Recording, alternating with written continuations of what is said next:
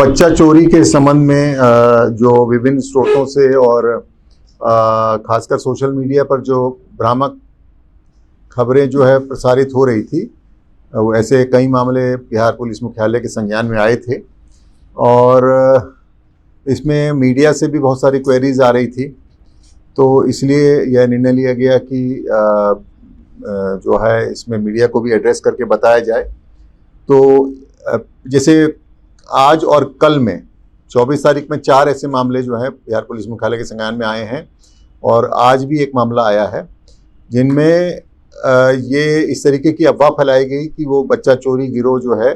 वो बच्चा चोरी करने का प्रयास कर रहा है, लेकिन वो मामले कुछ और पाए गए। जिसमें जमुई का एक मामला है, जिसमें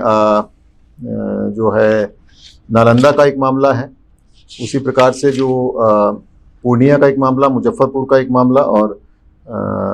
मुजफ्फरपुर का एक दूसरा मामला भी है जो आज प्रतिवेदित हुआ है। बाकी 4 मामले कल के हैं। तो सब मामलों में ये पाया गया, जांच उपरांत की जो है ये मामले सब अफवाह थे। तो इसमें जो खतरा रहता है कि चूंकि बच्चा चोरी की अफवाह में जो भीड़ एकत्रित हो जाती है वो कई बार मॉब लिंचिंग भी कर देती है और कुछ जो निर्दोष लोग इसका शिकार हो जाते हैं और उनको जो है फिजिकल रूप से हानि पहुंचाई जाती है, कुछ में मृत्यु भी हो जाती है उनकी।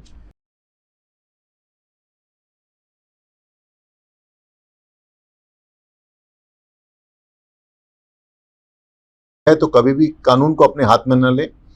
डायल 112 जो इमरजेंसी रिस्पांस सिस्टम है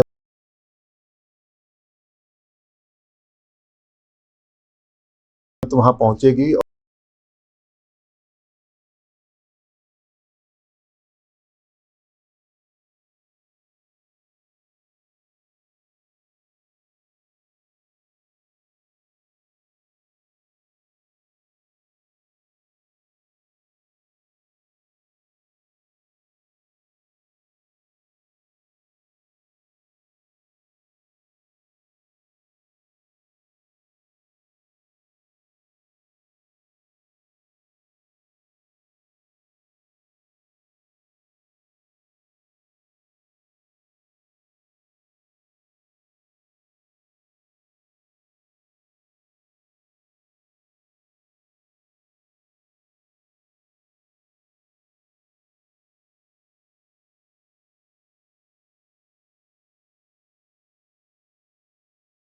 जो है वो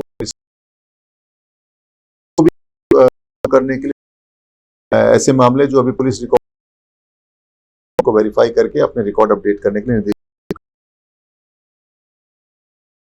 दिया है कि मिलती है जिसमें बच्चा चोरी की कोई रिपोर्ट या कोई शिकायत आती है तो उसको तुरंत जो है स्थानीय स्तर पर वेरीफाई करें और अगर वो अफवाह है तो सोशल मीडिया के माध्यम से, अन्य माध्यमों से प्रचार प्रसार कराएं कि इस अफवाह पर ध्यान न दें और अगर कोई सही घटना है तो उसमें जो भी विधिक कार्रवाई है वो करें। और आपको बता दें कि सुप्रीम कोर्ट का भी आदेश है कि अगर कोई बच्चा मिसिंग रहता है 24 घंटे से अधिक तो उसमें तुरंत FIR दर्ज होती है, ये करनी है और उस सब में FIR दर्ज की जाती है और उसके लिए एक पूरा प्रोसेस, एक SOP निर्धारित है, भारत सरकार के द्वारा भी निर्धारित है, सुप्रीम कोर्ट की भी गाइडलाइंस है, जो बाल विकास मंत्रालय भारत सरकार को उसकी भी अपनी SOP है और बिहार पुलिस ने भी SOP की है और JJ रूल्स 92 में भी SOP निर्धारित किए गए कि अगर कोई बच्चा गुमशुदा होता है तो उसमें किस तरीके की प्रक्रिया अपनाई जानी है उसकी रिकवरी के लिए। और अगर 4 महीने तक कोई बच्चा रिकवर नहीं होता है तो उसका केस का अनुसंधान जो है ASTU anti human trafficking unit को ट्रांसफर हो जाता है। वो हर जिले में स्थापित है, पुलिस मुख्यालय स्तर पर भी एक एंटी ह्यूमन ट्रैफिकिंग स्थापित है और उसके लिए पूरे दिशा निर्देश हैं। एंटी ह्यूमन ट्रैफिकिंग जो इंस्पेक्टर हैं या जो भी पदाधिकारी हैं उनको किस तरीके की अपने कर्तव्य करना है, उसमें क्या क्या प्रोसेस अपनाना है स्टेप बाय स्टेप बच्चे की रिकवरी के लिए, वो सारा निर्धारित है। उसके अलावा भारत सरकार के बाल एवं विकास मंत्रालय का एक मिशन वात्सल्य करके एक पोर्टल है, पूरे इंडिया के सभी स्टेट्स उसमें उस पोर्टल पर हैं और बिहार के भी करीब जो है 1196 थाने उस पर मैप्ड है और उसका लॉगिन ID और पासवर्ड सब थानों को दिया हुआ है। अगर कोई भी बच्चा मिसिंग होता है उसमें FIR होती है तो उसकी एंट्री, उसके जो भी बच्चे के प्रोफाइल जिसमें भी उसके जो डिटेल्स हैं पूरे उसमें एंट्री करनी है। उसमें दो तरीके के हैं, मिसिंग और रिकवरी, दो उसमें हेड्स हैं। तो मिसिंग अगर कोई बच्चा होता है तो उसकी मिसिंग वाले में एंट्री होती है, उसके सारे डिटेल्स, पारिवारिक पृष्ठभूमि और उसका जो बच्चे का प्रोफाइल, सब चीज़ें उसमें, फोटोग्राफ, जो भी चीज़ें अवेलेबल होती हैं सारी उसमें होती हैं और वो पूरे इंडिया में सर्कुलेट हो जाता है क्योंकि वो ऑनलाइन सिस्टम है। और अगर बच्चा वो कहीं रिकवर होता तो रिकवरी की भी एंट्री होती है। तो अगर कोई बच्चा जैसे बिहार से मिसिंग हुआ और किसी अन्य राज्य में रिकवर हुआ और वहाँ उसकी एंट्री हुई तो मैचिंग वो पोर्टल कर देता है ऑनलाइन, तो इससे बच्चे की रिकवरी और उसका वो आसान हो जाता है। तो ये व्यवस्था पूरे सभी देश के सभी राज्यों में है और ये बिहार में भी ये अपनाई जा रही है। तो कुल मिलाकर के आज का प्रेस कॉन्फ्रेंस का मुख्य उद्देश्य यही है कि बिहार पुलिस जो भी बच्चे गुमशुदा होते हैं उनकी तत्परता से रिकवरी हेतु पूरा प्रयास करती है और जो भी SOP निर्धारित किए गए हैं उसका पालन करती है। और इसमें आपको बता दें कि माननीय उच्च न्यायालय की भी एक जुवेनाइल जस्टिस मॉनिटरिंग कमेटी है,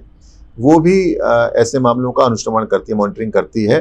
कि बच्चों की, गुमशुदा बच्चों की रिकवरी के लिए क्या प्रयास किए जा रहे हैं। उसके लिए समय समय पर उनकी गाइडलाइंस भी आती हैं और वो कुछ इंडिविजुअल केसेस में भी वो उसको मॉनिटर करती है। तो कुल मिलाकर के यही है कि जो अफवाहें फैली हैं, जैसे मैंने बताया 5 मामले कल से अब तक आए हैं, जो सभी मामले जो है असत्य पाए गए, उन सब मामलों में संबंधित SPs को निर्देश दिया गया है कि उनका अफवाह का खंडन करें और उसका प्रचार प्रसार कराएं व्यापक रूप से, और इस तरीके की कोई भी अफवाह ना फैले उसके लिए अपने जो भी सोशल मीडिया के माध्यम से और जो आप लोग जो मेन स्ट्रीम मीडिया है उनके माध्यम से प्रचार प्रसार कराएं ताकि पब्लिक भी आगाह हो सके कि इस तरीके के अफवाहों से कई बार एक भ्रम की स्थिति फैल जाती है और एक law and order situation develop हो जाती है, उसमें किसी निर्दोष की जान भी जा सकती है।